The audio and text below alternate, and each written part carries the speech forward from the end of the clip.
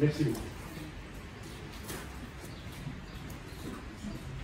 La Chambre régionale des comptes, Provence-Alpes-Côte d'Azur, a contrôlé les comptes de la gestion, les comptes et la gestion de la commune de Saint-Victoré à compter de l'exercice 2020.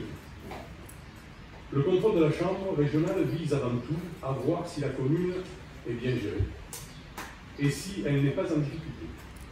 Elle vise ensuite à voir s'il n'y a pas d'enrichissement ou d'anomalie que l'on pourrait qualifier de malversation à des fins personnelles pour les élus et les fonctionnaires.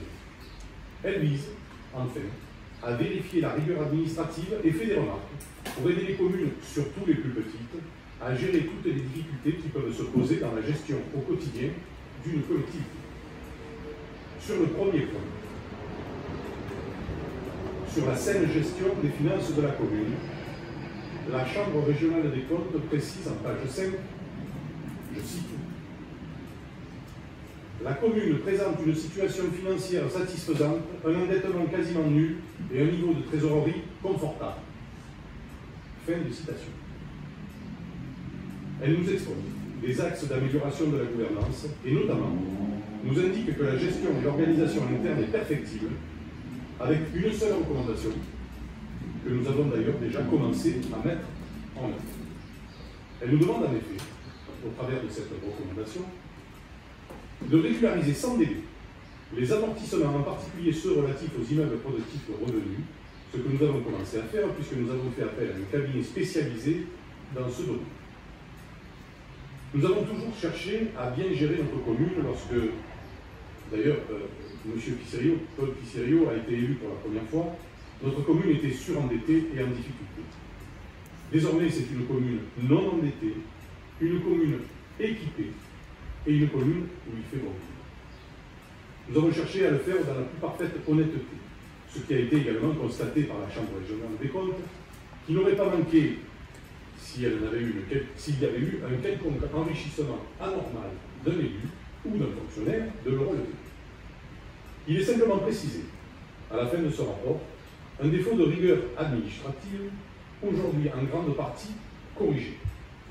Nous avons profité de ce contrôle et de l'aide précieuse de la Chambre régionale des comptes pour parfaire notre gestion administrative qui était perfectible dans une démarche d'amélioration continue. Nous l'avons commencé, comme l'a constaté d'ailleurs dans son rapport la Chambre régionale des comptes depuis au moins un an. Dans les chapitres du rapport, notamment sur le rapport d'orientation budgétaire, qui était perfectible et pour lequel nous n'avons eu aucune remarque de la préfecture exceptionnelle, alors que la Chambre régionale des comptes était dans nos murs. On sait bien que s'il y avait eu le moindre problème, la préfecture ne s'en serait pas privée. Dans le domaine des prévisions qui sont désormais plus fiables grâce à un nouveau calendrier budgétaire, parce que je vous rappelle que nous votons le budget suivant un calendrier désormais qui a été modifié sur les conseils de la Chambre régionale des comptes, et nous avons un débat régulier en matière de politique immobilière, puisque la Chambre régionale a noté la volonté de la commune de programmer un débat régulier avec le conseil municipal et l'élaboration d'un schéma directeur immobilier ainsi que l'amélioration de la motivation administrative de nos délibérations. Nous nous engageons à pérenniser cette démarche. Sur la situation financière, la Chambre régionale des comptes a noté en page 17, je cite, il en ressort une situation financière confortable et actuellement maîtrisée, malgré une forte baisse des recettes institutionnelles et un dynamisme des charges à caractère général. En plus de ne pas être endettée, la commune a également diminué le taux d'imposition, taxes d'habitation et taxes foncières en 2019, après une longue période de stabilité. Fin de citation. Nous sommes fiers de cette conclusion de la Chambre régionale des comptes et nous pensons qu'une grande partie des communes de France ne sont malheureusement pas dans cette situation. C'est grâce à nos efforts, depuis de nombreuses années, que nous sommes arrivés à cette situation pour le bien de tous les Saint-Victoriens.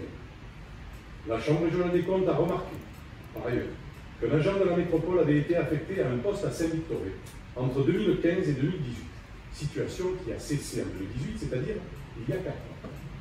La Chambre régionale des comptes précise qu'il aurait été affecté à des tâches exclusivement communales, alors qu'il aurait dû être affecté à des tâches communautaires.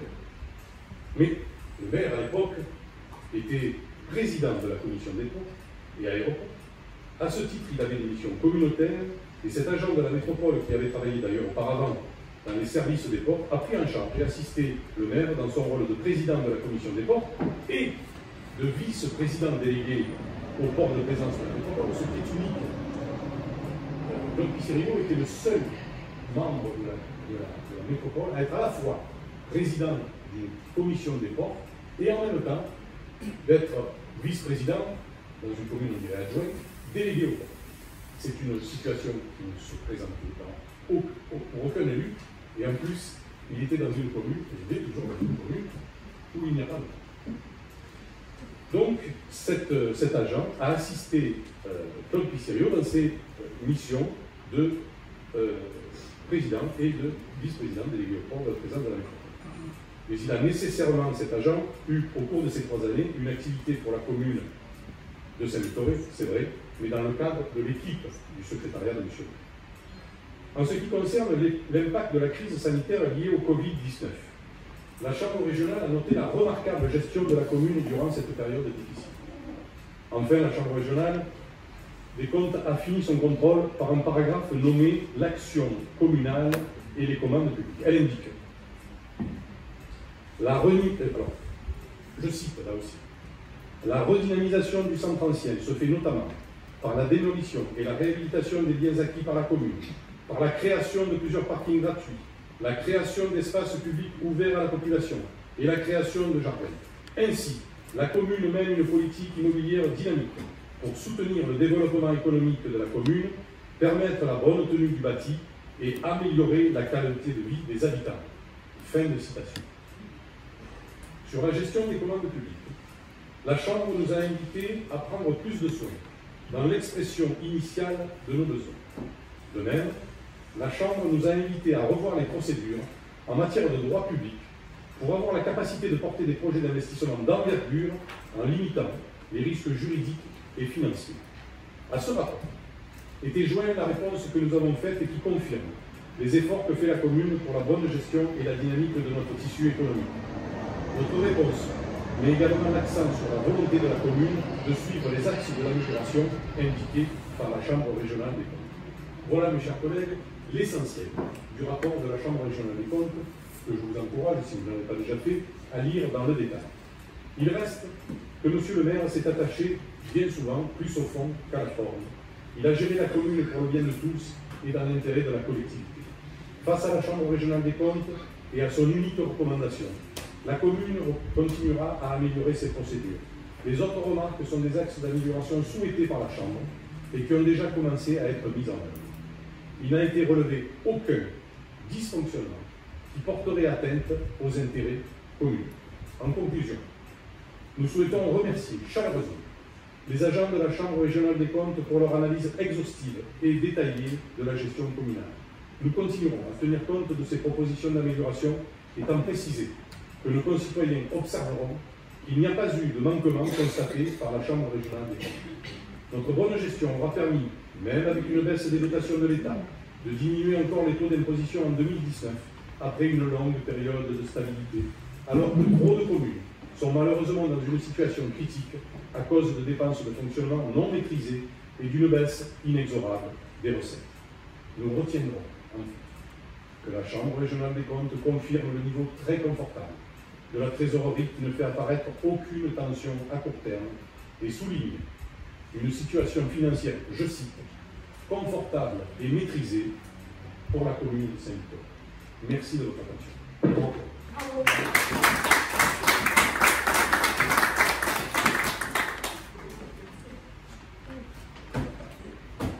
Est-ce qu'il y a des commentaires? Oui.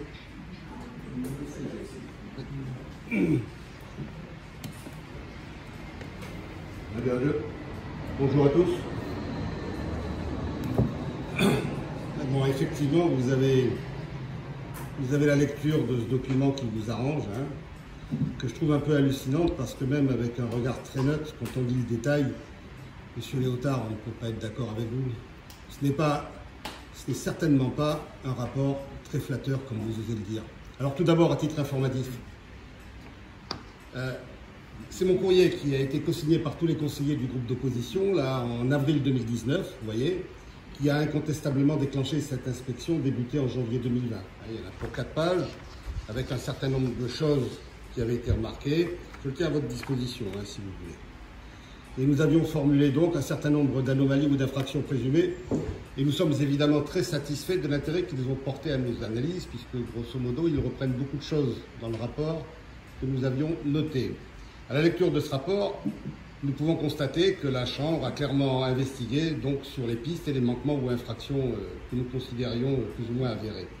Et là, ce n'est plus l'opposition qui le clame, il suffit de lire le rapport, mais bien cette institution indépendante qui dresse un bilan réellement peu flatteur. Et vous en avez d'ailleurs un résumé, vous n'avez pas lu dans la première page. Je trouve que le résumé est édifiant, il synthétise tout ce qui est ensuite expliqué dans le rapport. En fait, que dit cette synthèse? Tout part d'un constat effectivement surprenant. Une commune banale, sans richesse particulière, mais qui bénéficie d'une situation financière confortable, c'est un fait, avec des investissements pléthoriques, c'est vrai aussi, sans endettement, c'est vrai, et qui se permet même le luxe de baisser le taux d'imposition communale alors que les dotations de l'État sont à la baisse. Le secret de cette réussite, que je qualifierais de fausse réussite, car il n'y a pas de miracle, il ne peut pas y avoir de miracle comme ça, c'est pas possible, eh bien c'est la succession d'infractions et d'anomalies qui sont parfaitement décrites tout au long de ce rapport. Ça explique quoi? Ça explique qu'une commune qui joue le jeu des règles et des bons usages ne peut pas atteindre, sans endettement et sans déséquilibre financier préjudiciable, le résultat que vous affichez, le résultat de Saint-Victor. C'est impossible. C'est le cas de nos voisins, de certains de nos voisins. Certes endettés, investissant peu, mais respectueux des lois et des propriétaires. Moi, j'ai noté un certain nombre de reproches. Dans l'exercice comptable, il suffit simplement de lire, il y a un certain nombre de qualificatifs. Discordance, insuffisance, défaut, erreur, non-respect, manque de rigueur. Les qualificatifs ne manquent pas pour désigner votre comptabilité, pour le moins hasardeuse, c'est ce qui est dit, qui vous vaut une recommandation à régulariser sans délai, comme vous l'avez noté. Et notamment, vous ne l'avez pas cité, l'inventaire immobilier qui ne permet pas d'avoir une connaissance exhaustive du patrimoine, qui dépasse pourtant les 2 millions d'euros avec 51 biens immobiliers et rapporte plus de 300 000 euros par an en location exclusivement privative. Une véritable agence immobilière en quelque sorte. Ensuite, il est noté le défaut d'information au conseil municipal. Que nous avons reconnu. Que vous avez reconnu, c'est très bien. En clair, une gouvernance autocratique, si je traduis, les rapports d'orientation budgétaire imprécis, que le sous-préfet avait demandé 2 fois de préciser un peu plus. La Chambre réclame un débat régulier en conseil, notamment en matière immobilière, ce qui est repris au chapitre suivant. Et c'est exactement ce manque de transparence que l'on dénonce depuis des années, et notamment depuis que je siège ici devant vous. Vous avez annoncé à la Chambre faire un effort d'information.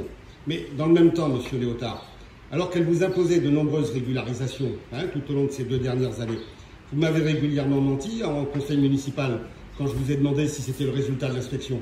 Vous avez refusé de l'avouer. La preuve est bien dans ce rapport. À chaque fois, je vous l'ai demandé. Il y avait le sujet des véhicules de service, il y avait toutes les adaptations au niveau des ressources humaines. Je vous ai posé la question. Vous m'avez dit non, ça n'a rien à voir. La réalité, c'est que vous avez du mal à reconnaître vos torts parce que vous seriez allé un peu plus loin dans votre analyse, si c'était le cas, et de faire amende honorable. Le déni de réalité, moi, je le constate, il est permanent. Vous êtes toujours les meilleurs, c'est votre conclusion, sur un rapport qui est quand même globalement négatif. La politique immobilière est pointée du doigt, et ça correspond à ce que je vous dis assez régulièrement. Une politique foncière qui est menée en dépit des règlements et occultée aux conseillers. Entre 2015 et 2020, 24 acquisitions pour près de 4 millions d'euros et 22 cessions pour 5,7 millions, presque 6 millions d'euros qui sont issus des cessions immobilières. Une somme considérable, supérieure au budget de fonctionnement annuel d'une commune. Si la Chambre le note, c'est pas pour rien, même si effectivement il y a un commentaire assez institutionnel dans la forme, il le précise. Le rapport révèle que vous faites en dehors du cadre légal, et ce que vous faites en dehors du cadre légal est caché au conseil municipal à tous les conseillers. Je cite le rapport. Ces délibérations immobilières représentent entre 18 et 30% des délibérations annuelles. Et vous limitez le débat uniquement sur les approbations. Ça vous est clairement reproché et systématiquement reproché. La motivation claire d'un projet d'achat n'est pas toujours portée à la connaissance du conseil municipal. De même, les préemptions, et c'est un sujet sensible, vous le savez, qui est très important, elles ne font pas référence à un projet clairement défini. C'est noté noir sur blanc dans ce rapport. Le conseil n'est jamais informé si une opération de cession approuvée ne se finalise pas. C'est également noté tel quel, je cite. Pour les biens préemptés, le conseil doit pouvoir s'assurer que la cession contribue à la réalisation de l'objectif. Si ce n'est pas le cas, il doit formellement renoncer. C'est également marqué noir sur blanc. Or, 5 biens entre 2015 et 2020, acquis par voie de préemption, pour constituer une réserve foncière, vous dites monsieur le maire, ont été cédés sans que l'organe délibérant dispose de toutes les infos nécessaires pour exercer ses prérogatives. Alors la réserve foncière, ce n'est pas exactement ce que vous dites et ça n'a pas le but que vous exposez. Hein, on ne peut pas faire de la réserve foncière lorsqu'on présente un pavillon et que l'on revend avec bénéfice quelques années plus tard. C'est pas ça la réserve foncière. Et quand la Cour des comptes parle de réserve foncière, elle vous cite. Le rapport révèle clairement que ces préemptions sans objet d'utilité publique ou avec des projets qui n'aboutissent pas sont hors cadre et donc potentiellement délictueuses. Mais vous n'hésitez pas à le faire. Sauf délit de concussion, bien sûr, une collectivité locale ne peut pas faire de bénéfices avec l'argent public, ne peut pas faire commerce, et c'est clairement mis en cause. Et c'est le cas de ce que vous appelez les réserves foncières. Une réserve foncière, celle que vous évoquez, est normalement indissociable de ce que l'on appelle une DUP, déclaration d'utilité publique, qui est de la compétence préfectorale pour des projets d'ensemble de grande envergure, et non pour faire de la spéculation, ce que vous faites avec les cessions. Le terrain poulet, vous n'en avez pas parlé, il est pointé du doigt. Et il avait fait l'objet d'un débat ici, rappelez-vous, oui, c'est vrai. Assez houleux.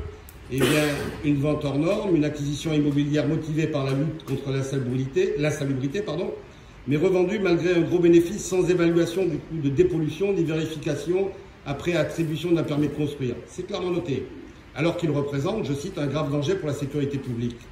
Donc c'est une méthode un peu étrange de lutte contre l'insalubrité. La Chambre ne s'y est pas trompée et elle écrit « La motivation de diminuer le prix de 37% par rapport à sa valeur vénale s'avère insuffisante. » Fin de citation.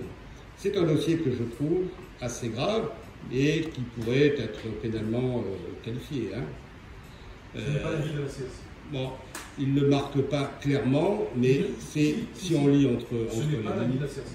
Écoutez, on verra la suite. Et l'activité commerciale qui est manifestement exercée aujourd'hui est faite sur un terrain qui n'a pas été dépollué. Voilà. La gestion des personnels. Alors là, monsieur Léotard, c'est quand même la farandole dans ce rapport. Hein. La Chambre a relevé les effectifs qui ont diminué, passant de 89 en 2015 à 65 en 2019. Hein.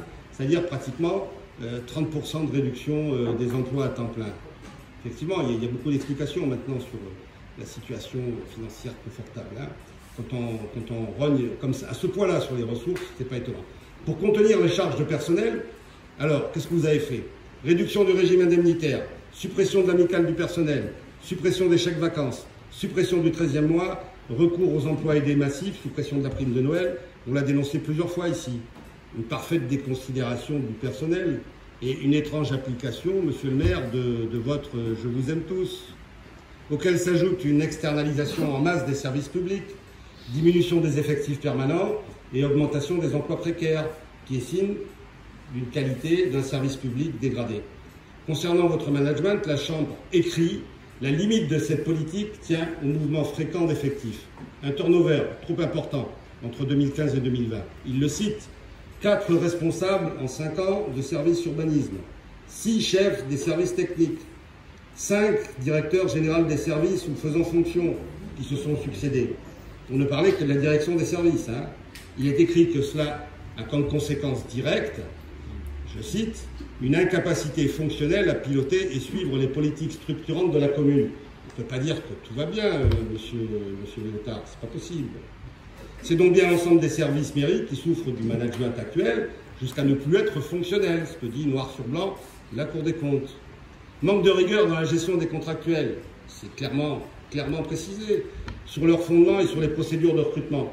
Absence de déclaration et 14 dépassements de période maximale réglementaire. C'est hors la loi. Insertion des emplois aidés à renforcer. Alors là, les emplois aidés dont le but est effectivement l'insertion et la lutte contre le chômage. Il est noté, accompagnement est insuffisant par rapport aux obligations réglementaires. Sur 135 personnes recrutées sur un emploi aidé, une seule a bénéficié d'une titularisation. Là encore, bon, passons les commentaires. 2 agents ont bénéficié de contrats multiples pour une même période. C'est hors la loi. Régularisation tardive du DGS, c'est pointé du doigt. Et une délibération qui indique de façon erronée une possibilité qui n'est pas ouverte aux communes de moins de 40 000 habitants. Page 15, c'est noté. C'est hors la loi également. Fonctionnement illégal du cabinet du maire qui est noté.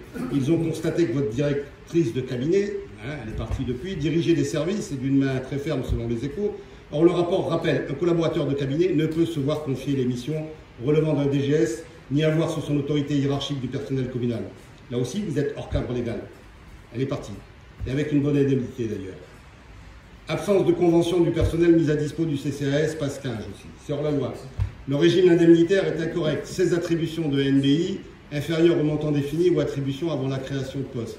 C'est hors la loi. Bon, je ne reviens pas sur la situation particulière d'un agent de la métropole. Il est clair aussi, la Chambre le note, qu'il n'était pas utilisé à des fins initiales. S'ils l'ont noté, c'est que c'était sans doute vrai. Et puis d'ailleurs, il a rejoint la métropole ensuite. Le budget. Alors, comme je le dénonce depuis des années, la CRC le précise bien, les charges de gestion augmentent. Et elles dépassent la moyenne des charges de fonctionnement des communes de la même strate. 500 000 € d'augmentation de charges en 5 ans, plus 22%. C'est clairement noté. Alors certes, vous pouvez vanter la situation actuelle, mais le mur est devant nous, c'est sûr. C'est exactement le reproche que je vous ai fait lors du dernier débat budgétaire. Les constructions, votre politique d'investissement, induisent des charges de plus en plus fortes qu'à terme, votre budget de fonctionnement ne pourra pas supporter. C'est sûr et certain. Jusqu'où irez-vous? L'exemple de l'Odéon est caractéristique.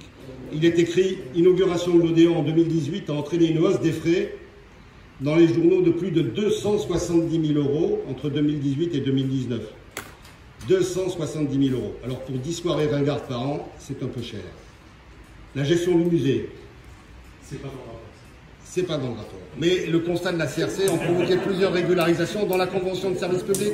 La convention de service public vous a été imposée, M. Léotard, vous a été imposée par la Cour des comptes. Parce que le régime qui était appliqué par l'association ne donnait pas satisfaction. Et du reste, la Cour note que la situation n'est toujours pas satisfaisante. Elle le note à la fin. Elle dit, si, relisez le rapport. Bon, je vais terminer parce que je suis un peu long. La commande publique. La commande publique. Alors là, la commande publique, là, c'est un peu le pompon, c'est surréaliste. Monsieur le maire, vous diriez la cerise sur le gâteau.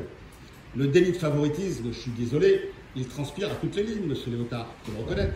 Des carences, des imprécisions, du manque de rigueur dans l'expression des besoins et l'exécution des marchés de prestations. C'est marqué noir sur blanc.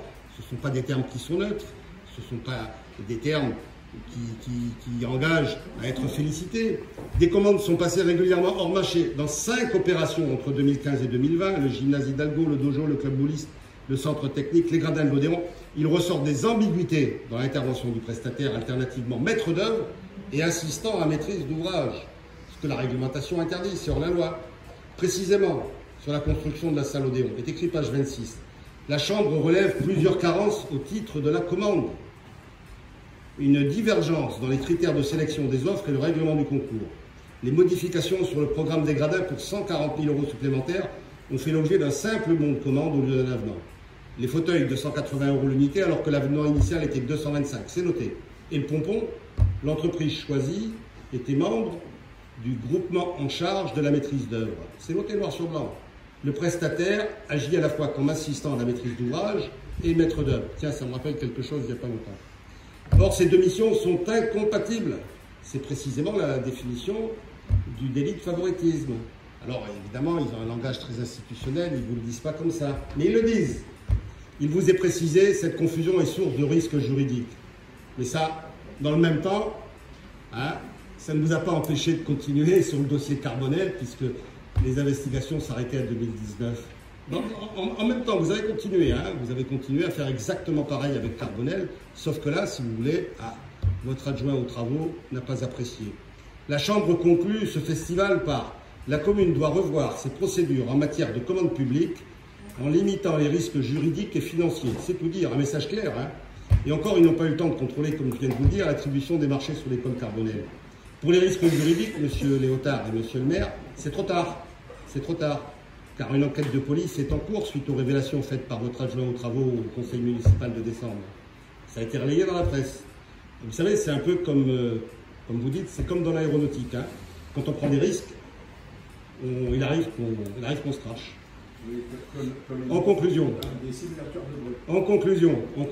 monsieur le maire, votre gestion est loin, mais alors très loin, malgré vos applaudissements ici, assez hallucinant, d'un 20 sur 20, comme vous l'aviez outrageusement affiché sur votre acte et local de campagne il y a 2 ans. Je ne peux pas vous mettre 20 sur 20, même pas la moyenne, certainement pas.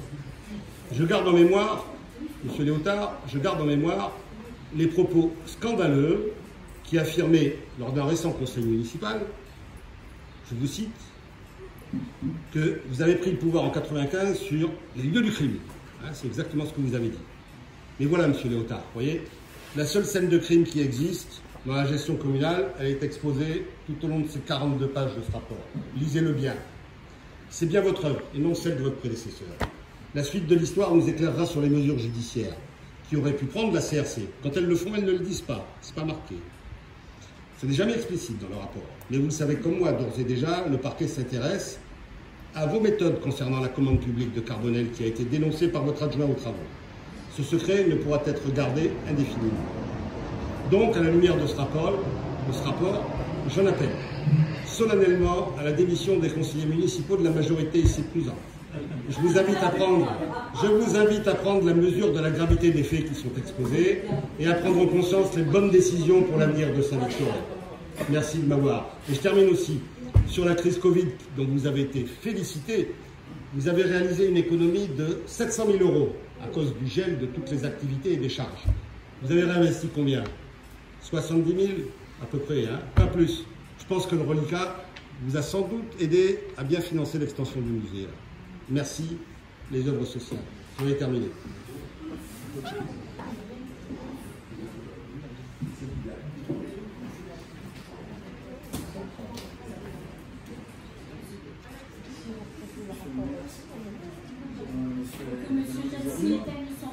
Pardon. Là, c'est bon. Bonsoir à tout le monde.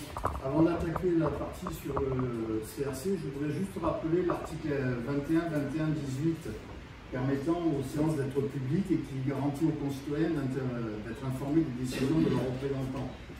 Apparemment, sur le site de la ville, j'avais vu qu'on avait mis à 18h30, donc j'ai mis un poste pour que ça soit rectifié. Et apparemment, en rentrant, on donne des consignes de fermer les portes à 18h, ce qui est tout à fait illégal. On doit permettre l'entrée à tout moment à aux concitoyens. C'est juste un petit rappel. Donc concernant la CRC, je ne reviendrai pas sur les points qu'a pointé M. Gelsi. Je reviendrai juste au niveau du personnel sur le turnover important, parce que c'est une partie qui me tient beaucoup à cœur, c'est au niveau de la sécurité. On le constate qu'il y a un turnover important de chefs de la police municipale, de policiers municipaux.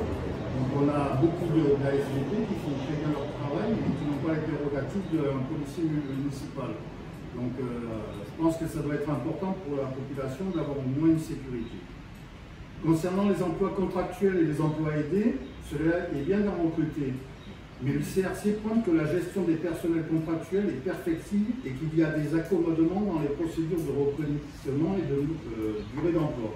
Est-ce que cela va changer ?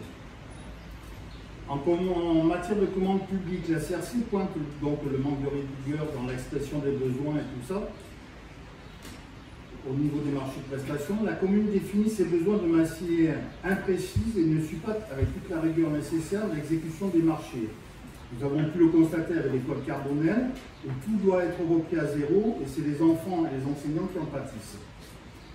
Sur l'Odéon, la CRC pointe 2 modifications au programme initial, avec des motivations non justifiées, qui font apparaître des dépenses supplémentaires ainsi qu'un surcoût sur la maîtrise d'ouvrage d'un montant total de 232 657,24 € hors taxe.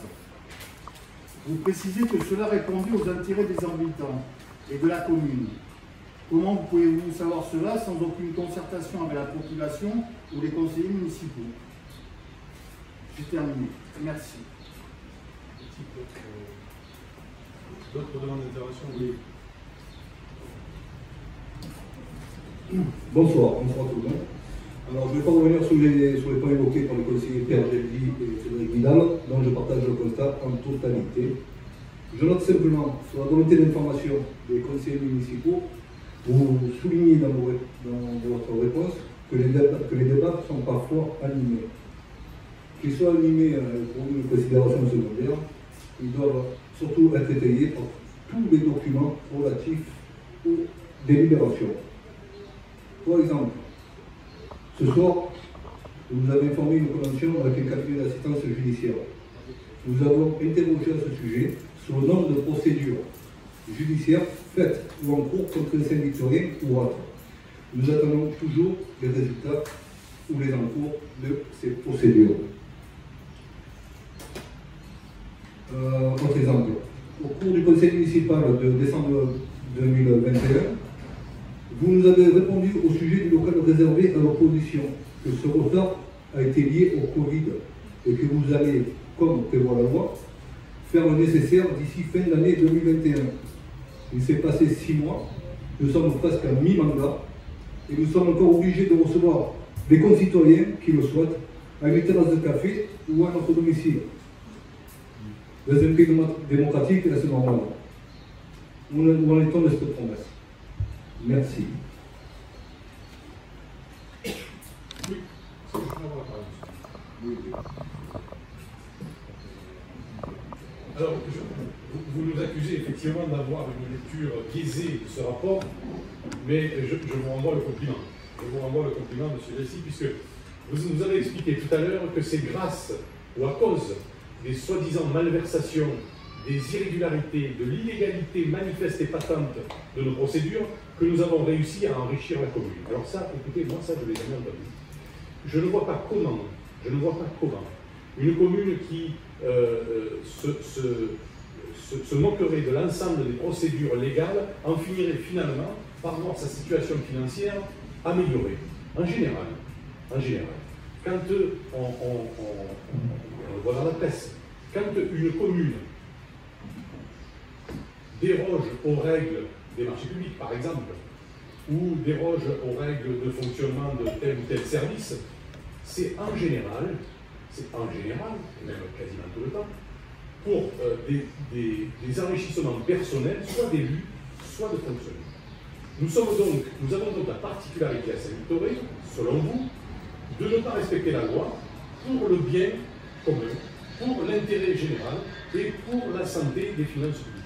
Je crois qu'il fallait pas mal de culot pour oser prétendre une chose pareille, et je ne m'attendais pas vraiment à ce que vous soyez autant de nombreuses fois ce soir à nous expliquer que c'est à cause de nos manquements à la réglementation que précisément la situation financière de la commune est si florissante, non endettée, avec une trésorerie confortable et avec un mur qui est, que vous appelez de vos voeux, mais qui, croyez-moi, est encore bien. Dans le domaine que vous avez évoqué, la gestion des contractuels, la gestion des emplois aidés,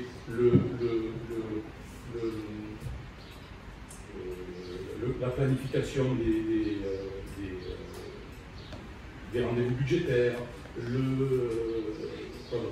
bon, sur tous ces aspects, et je l'ai dit dans mon allocution, nous avons tenu compte, oui, mais je manque d'informations au conseil municipal, nous avons tenu compte des bons conseils de la Chambre régionale des comptes et nous les remercions. Je ne connais pas une seule collectivité, une seule organisation dans laquelle la Chambre régionale des comptes dit en partant tout va bien, au revoir et merci. On l'a jamais vu. Elle part parfois, et même assez souvent, en mettant en cause par l'article 40 des élus et en les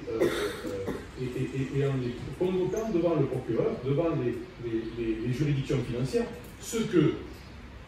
Ce n'est jamais précisé dans le rapport. Écoutez, ça n'est jamais précisé, et en tout cas, avec les échanges qu'on a eus avec la CRC, ça n'est même pas envisagé. Voilà. Donc, vous êtes sans doute plus fort que la Chambre des comptes, et vous faites de notre turpitude un bénéfice financier par la commune. Écoutez, oui. chapeau, retournez un rapport favorable, comme il l'est. Favorable. Favorable, je veux dire, je n'ai pas inventé ces phrases. Vous parlez des acquisitions foncières qui sont faites en dépit du bon sens. Bon, je vous relis ce que dit la Chambre régionale des comptes. Elle dit, je cite, la redynamisation du centre ancien se fait notamment par la démolition et la réhabilitation de biens acquis par la commune, par la création de plusieurs parkings gratuits, la création d'espaces publics ouverts à la population, la création de jardins. Ainsi, la commune mène une politique immobilière dynamique pour soutenir le développement économique de la commune, permettre la bonne tenue du bâti et améliorer la qualité de vie des habitants. C'est pas ma prose. Il n'y a pas que ça. Mais bien sûr qu'il n'y a pas que ça. Mais bien sûr qu'il n'y a pas que ça. Il y a tous les points que j'ai évoqués et sur lesquels nous sommes engagés à des améliorations. Et sur lesquels nous sommes engagés à des améliorations. Je ne dis pas qu'on a tout juste, je ne prétends pas qu'on est les plus forts et les plus beaux. Je dis que la situation de Saint-Victoré, et ça je le répète, est une situation sur le plan financier qui est enviable, qui est sûre et qui laisse des marges de manœuvre à court et à moyen terme à l'exécutif, de manière à ne pas augmenter la pression fiscale comme beaucoup de communes vont devoir le faire, tout en maintenant un niveau d'équipement très élevé. Je ne dis pas autre chose et la Chambre régionale des comptes ne dit pas autre chose. Donc aujourd'hui, vous nous expliquez que c'est grâce à notre turpitude, c'est incroyable, que c'est grâce à notre turpitude que nous avons désendetté la commune et que nous avons acquis une situation financière favorable que la Chambre régionale des comptes relève et que vous lisez à l'envers. Vous lisez à l'envers. À l'envers. Le rapport, vous le lisez à l'envers. Bon, écoutez, nous allons, et c'est une autre étape dans l'amélioration de l'attractivité de la commune, puisque vous évoquez le turnover des personnels dans le. Et nous avons dit conscience effectivement que sur certains points, nous ne sommes pas assez actifs. Et une des illustrations, ça sera aujourd'hui la mise en place d'un compte épargne-temps qui permettra aux agents de cumuler des jours de congé s'ils le souhaitent afin de les prendre soit à leur départ à la retraite, soit quand ils en ont besoin. Voilà, on a pris conscience de certains aspects et nous sommes en train de les corriger. Voilà. Donc, ne déformez pas les propos de la Chambre régionale des comptes. Nous avons une situation financière saine, nous avons des axes d'amélioration et nous allons tous, sans exception, les suivre. Très bien.